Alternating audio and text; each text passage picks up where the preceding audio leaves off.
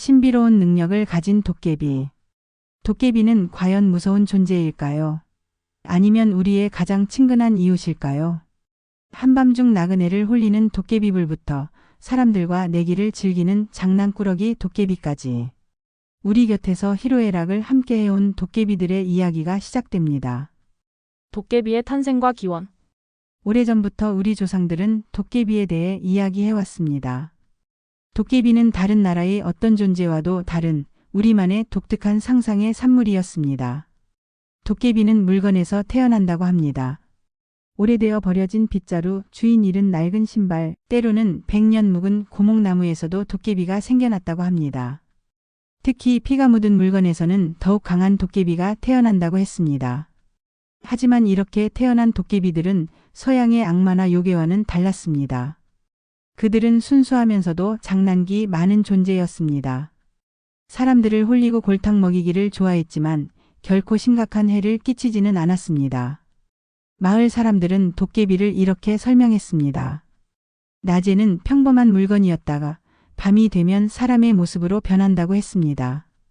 키가 크고 붉은 빛을 띠며 때로는 외눈이거나 한 발로 뛰어다니는 모습으로 나타난다고 했습니다. 도깨비들은 자신만의 세계를 가지고 있었습니다.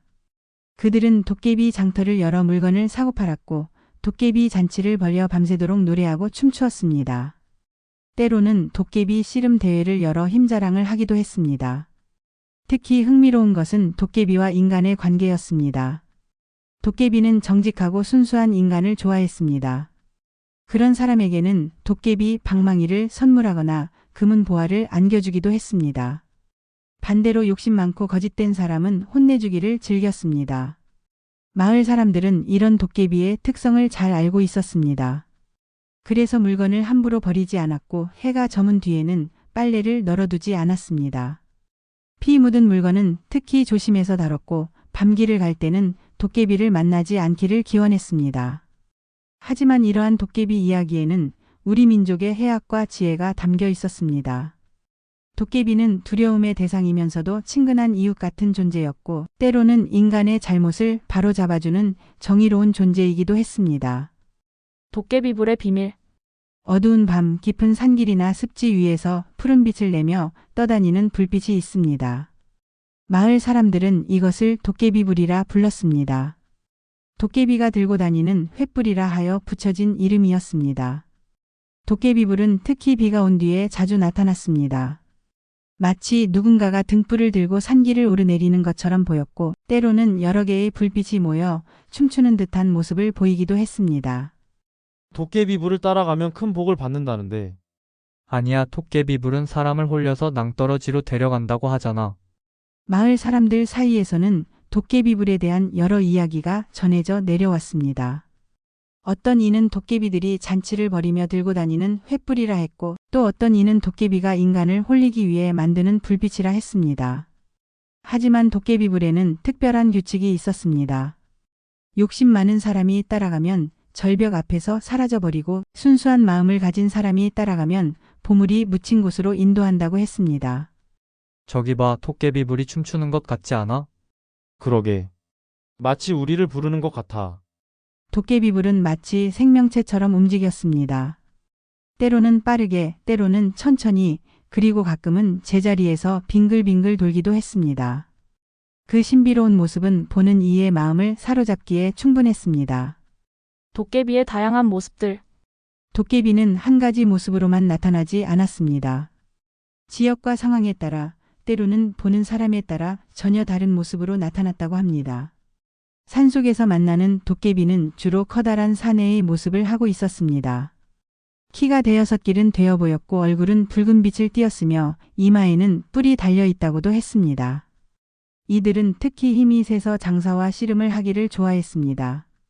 어젯밤에 산길에서 도깨비를 만났다네.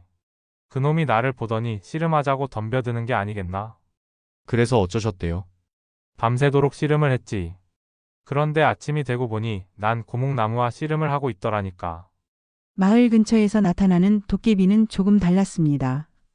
양반의 모습을 하고 나타나기도 하고 때로는 장터의 상인처럼 보이기도 했습니다. 이들은 주로 사람들과 말싸움이나 내기를 즐겼고 특히 머리가 좋아서 꾀를 부리기를 좋아했습니다. 물가에 사는 도깨비들은 또 달랐습니다.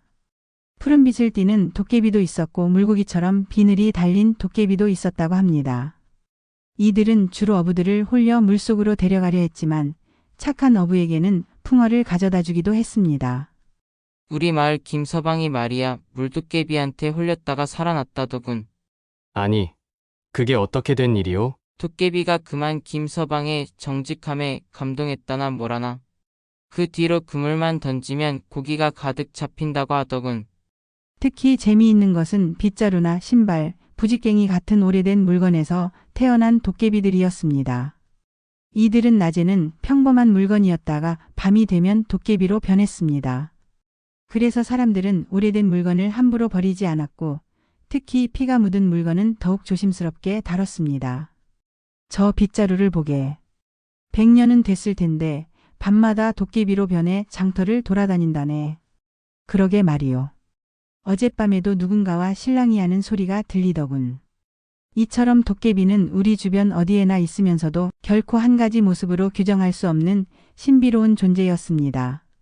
그들은 때로는 무섭고 때로는 익살스럽고 때로는 정의로운 모습으로 나타나 사람들의 산속에 깊이 스며들어 있었습니다.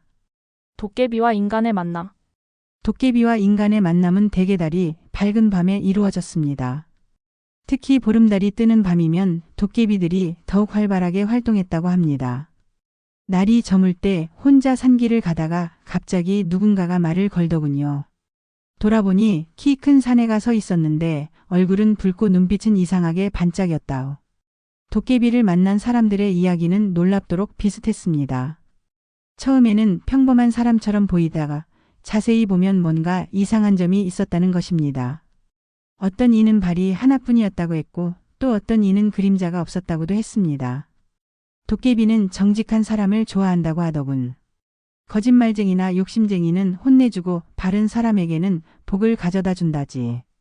실제로 도깨비는 사람의 마음을 꿰뚫어 보는 능력이 있다고 했습니다. 그래서 도깨비를 만난 사람들은 결코 거짓말을 하지 못했고 욕심을 부리면 반드시 벌을 받았다고 합니다. 우리 마을의 김첨지는 도깨비한테 홀려 밤새 산을 헤맸다는데 알고 보니 평소 마을 사람들을 속여 재물을 긁어모은 죄 때문이었다. 하지만 도깨비가 항상 사람들을 괴롭히기만 한 것은 아니었습니다. 때로는 인간과 친구가 되어 함께 술을 마시기도 하고 고민을 들어주기도 했다고 합니다. 특히 외로운 사람들에게 자주 나타나 말동무가 되어 주었다고 합니다. 도깨비의 장난과 내기. 도깨비는 본래 장난기 많은 존재였습니다. 특히 사람들과 내기하기를 즐겼는데 그 내기의 방식이나 조건이 매우 독특했다고 합니다. 어느 날 밤 도깨비가 나타나더니 우리 누가 더 멀리 뛰나 내기하자고 하는 거요. 지면 내 재산을 모두 빼앗아 가겠다고 했지만 이기면 도깨비 방망이를 주겠다고 했소. 도깨비의 내기는 대개 이런 식이었습니다. 뛰기, 씨름, 팔씨름 같은 힘겨루기를 제안하거나 때로는 수수께끼를 내거나 말싸움을 걸기도 했습니다. 이길 경우에는 큰 보상을 약속했지만 질 경우에는 큰 대가를 치러야 했습니다. 도깨비와 내기를 할 때는 꼭 기억해야 할 것이 있다오. 절대로 욕심을 부려서는 안 되고 정직하게 임해야 한다는 거요. 도깨비는 사람의 마음을 꿰뚫어 본다고 하니까. 실제로 도깨비와의 내기에서 욕심을 부린 사람들은 모두 비참한 꼴을 당했다고 합니다. 어떤 이는 밤새도록 도깨비에게 홀려 산을 헤매다가 깊은 골짜기에 빠지기도 했고 또 어떤 이는 모든 재산을 잃고 거지가 되기도 했습니다. 하지만 말이요, 정직하게 내기에 임한 사람들은 뜻밖의 행운을 얻었다고 하요. 도깨비가 일부러 져주기도 하고 때로는 더 큰 보상을 안겨주기도 했다지. 도깨비의 장난은 여기서 그치지 않았습니다. 때로는 밤중에 사람의 집에 찾아와 잔치를 벌이기도 했고 주인 몰래 부엌에 음식을 먹어치우기도 했습니다. 하지만 이상하게도 깨끗한 집에는 절대로 장난을 치지 않았고 오히려 그런 집에는 복을 가져다 주었다고 합니다. 우리 할머니께서 말씀하시길 도깨비는 더러운 것을 싫어한다고 하셨소. 마당을 깨끗이 쓸고 부엌을 정갈하게 유지하면 도깨비가 오히려 그 집을 지켜준다고 하셨지. 이처럼 도깨비의 장난과 내기에는 항상 교훈이 숨어 있었습니다. 그것은 바로 정직과 성실, 청결을 강조하는 우리 선조들의 가르침이었던 것입니다. 도깨비 방망이의 힘. 도깨비가 가진 가장 신비로운 물건은 바로 도깨비 방망이였습니다. 이 방망이는 주인의 소원을 이루어주는 신기한 힘을 가지고 있었다고 합니다. 꽝꽝하면 금은 보화가 쏟아지고 뚝딱하면 맛있는 음식이 차려진다는 도깨비 방망이. 하지만 그걸 가진 사람은 얼마 못 가 패가 망신했다고 하더군. 도깨비 방망이는 대개 도깨비와의 내기에서 이긴 사람에게 주어졌습니다. 하지만 이상하게도 그 방망이로 부자가 된 사람 중에 오래 부유함을 누린 이는 없었다고 합니다. 방망이의 진정한 주인은 도깨비니까 욕심을 부리면 반드시 되돌려 받는다는 거지. 방망이를 받더라도 적당히 써야 한다는 게 도깨비의 가르침이었던 게야. 실제로 도깨비 방망이는 주인의 마음을 시험하는 도구였습니다. 욕심을 부려 너무 많이 사용하면 오히려 화를 부르고 적절히 사용하면 평생 은은한 복을 받았다고 합니다. 우리 마을의 김서방은 도깨비 방망이로 한 번만 금은 보화를 얻고는 다시는 사용하지 않았다오. 그러자 도깨비들이 오히려 그를 돕기 시작했다지. 도깨비 방망이의 전설은 우리에게 중요한 교훈을 전합니다. 아무리 좋은 것이라도 지나치면 독이 된다는 것, 그리고 욕심을 절제할 줄 아는 지혜가 필요하다는 것을 말입니다. 도깨비 시장의 비밀. 한밤중 으슥한 산길이나 마을 외곽에서 때때로 도깨비 시장이 열린다고 합니다. 달빛이 가장 밝은 보름날 밤이면 도깨비들이 모여 장을 펼친다고 했습니다. 도깨비 시장은 평범한 시장과는 완전히 달랐다오. 금은 보화가 산처럼 쌓여 있고 이 세상에 없는 진귀한 물건들이 즐비했지. 심지어 하늘에서 딴 별도 팔고 달빛으로 만든 비단도 있었다고 하더군.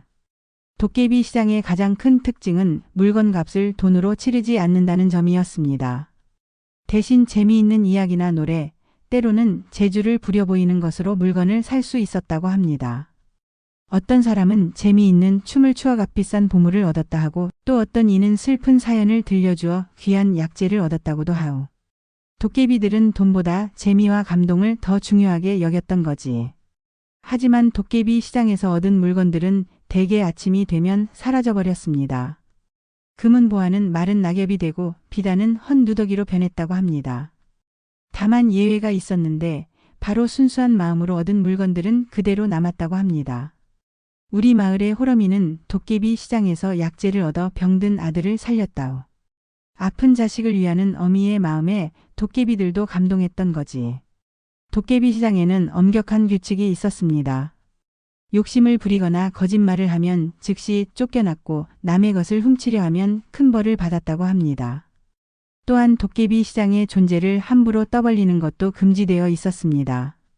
도깨비 시장은 인간의 마음을 시험하는 곳이었소. 진정으로 필요한 것만 얻으려 하는 이에겐 복을 주고 욕심을 부리는 이에겐 벌을 내렸지. 그것이 도깨비들의 방식이었던 거요. 이처럼 도깨비 시장은 단순한 거래의 장소가 아닌 인간의 품성을 시험하고 교훈을 주는 특별한 공간이었습니다. 그곳에서는 돈이 아닌 마음의 가치가 더 중요했고 욕심보다는 순수함이 더 큰 보상을 받았습니다. 도깨비의 보물과부. 도깨비들은 엄청난 보물을 가지고 있다고 합니다. 금은 보화는 물론이고 이 세상에 없는 진귀한 물건들을 숨겨두고 있다고 했습니다. 도깨비들의 보물창고는 평범한 바위나 나무 아래에 있다고 하요. 하지만 아무나 찾을 수 있는 게 아니라 도깨비가 직접 보여주지 않으면 절대 발견할 수 없다지. 도깨비의 보물은 대개 3가지 방법으로 얻을 수 있었습니다. 첫째는 도깨비와의 내기에서 이기는 것, 둘째는 도깨비의 마음을 감동시키는 것, 셋째는 도깨비불을 따라가 보물이 묻힌 곳을 찾는 것이었습니다. 하지만 도깨비의 보물에는 특별한 조건이 있었어. 욕심을 부리면 모두 흙으로 변하고 남을 위해 쓰면 더욱 늘어난다는 거요. 실제로 도깨비에게 보물을 받은 사람들 중에는 2부류가 있었다고 합니다. 욕심을 부려 모두 잃어버린 사람들과 이웃과 나누며 더 큰 복을 받은 사람들이었습니다. 우리 마을의 박서방은 도깨비에게 받은 금덩이로 가난한 이웃들을 도왔다오. 그러자 금덩이는 줄어들지 않고 오히려 더 커졌다고 하더군. 도깨비의 보물은 결국 인간의 마음을 시험하는 도구였던 것입니다. 그것은 단순한 재물이 아닌 우리의 품성을 비추는 거울이었습니다. 도깨비와 인간의 우정. 도깨비가 항상 사람을 홀리거나 골려주기만 하는 것은 아니었습니다. 때로는 인간과 진정한 우정을 나누기도 했다고 합니다.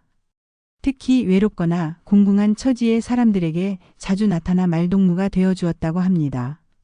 우리 마을의 김초록은 아내를 잃고 홀로 살았는데 매일 밤 도깨비와 술을 마셨다고 하오. 도깨비는 좋은 술도 가져오고 재미있는 이야기도 들려주었다지. 도깨비와 우정을 나눈 사람들의 이야기는 놀랍도록 비슷했습니다. 처음에는 두려워했지만 시간이 지날수록 도깨비의 순수한 마음을 알게 되었다고 합니다. 도깨비들은 특히 정직하고 순수한 마음을 가진 사람들과 친구가 되기를 좋아했습니다. 도깨비는 거짓말을 절대로 하지 않았소. 약속을 하면 반드시 지켰고 친구의 어려움을 알면 꼭 도와주려 했지. 오히려 인간보다 더 의리 있는 존재였다고나 할까. 하지만 도깨비와의 우정에도 엄격한 규칙이 있었습니다. 절대로 도깨비의 정체를 다른 사람에게 알리면 안 되었고 도깨비를 이용해 욕심을 부려서도 안 되었습니다. 이 규칙을 어기면 모든 관계가 끊어지고 큰 벌을 받았다고 합니다. 한 번은 도깨비와 친구가 된 사람이 있었는데 도깨비의 힘을 이용해 남의 재물을 빼앗으려 했다오. 그러자 도깨비는 영영 사라져버렸고 그 사람은 평생 불행하게 살았다지. 도깨비와 인간의 우정은 때로 평생 이어지기도 했습니다. 어떤 도깨비는 친구가 된 인간이 곤경에 처할 때마다 나타나 도와주었고 그 자손들까지 돌봐주었다고 합니다. 우리 할아버지는 젊었을 때 도깨비와 친구였다고 하셨소. 돌아가실 때까지 매달 보름날이면 술을 한 잔 떠놓고 도깨비를 기다리셨지. 그리고 우리 가족은 지금까지도 크고 작은 복을 받고 있다오. 이처럼 도깨비와의 우정은 단순한 이해관계를 넘어선 진정한 마음의 교류였습니다. 그것은 신분과 존재의 경계를 뛰어넘은 순수한 인연이었던 것입니다. 도깨비들의 의리. 도깨비들 사이에는 특별한 의리가 있었다고 합니다. 한 번 맺은 인연은 절대로 저버리지 않았고 약속한 것은 반드시 지켰다고 합니다. 도깨비들은 자신들만의 법도가 있었소. 서로를 속이거나 배신하는 일은 결코 없었다지. 오히려 인간보다 더 깊은 의리를 지켰다고나 할까. 특히 도깨비들은 자신들과 친구가 된 인간에 대해서도 같은 의리를 지켰습니다. 한 번 인연을 맺은 인간은 그의 자손들까지 보살펴 주었다고 합니다. 우리 마을에 3형제가 살았는데 그들의 할아버지가 도깨비와 의형제를 맺었다고 하오.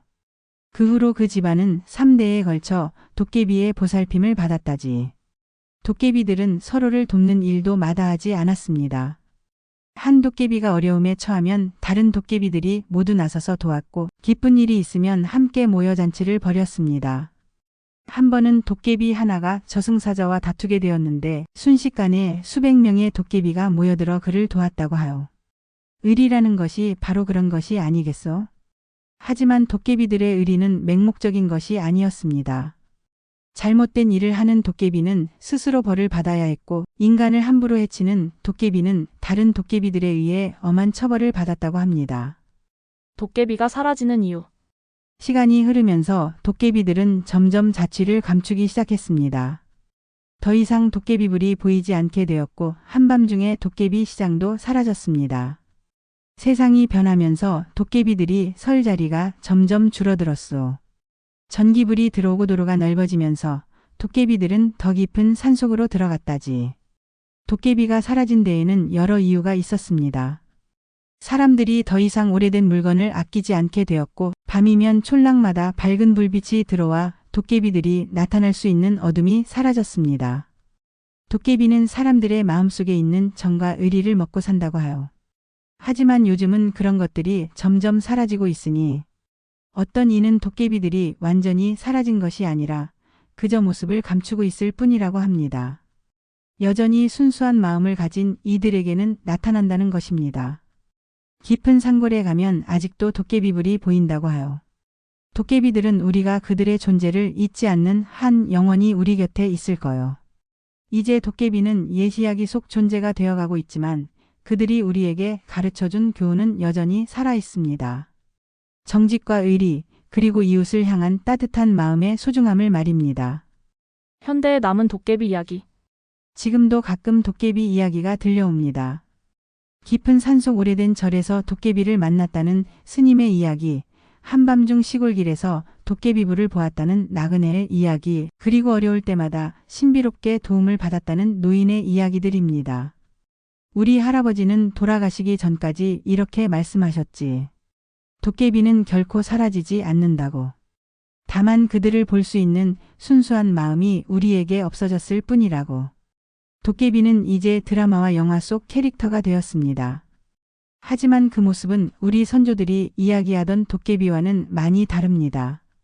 더 이상 장난꾸러기 같은 순수함도 의리 있는 모습도 찾아보기 어렵습니다. 그래도 도깨비의 정신은 여전히 우리 곁에 살아 있습니다. 이웃을 돕는 따뜻한 마음, 약속을 지키는 신의 욕심을 버리고 정직하게 사는 자세. 이런 것들이 바로 도깨비가 우리에게 남긴 진정한 유산인지도 모릅니다. 어쩌면 도깨비들은 지금도 우리 곁에서 우리를 지켜보고 있을지 모릅니다. 그들은 우리가 잊어버린 소중한 가치들을 다시 찾기를 기다리고 있을지도 모릅니다.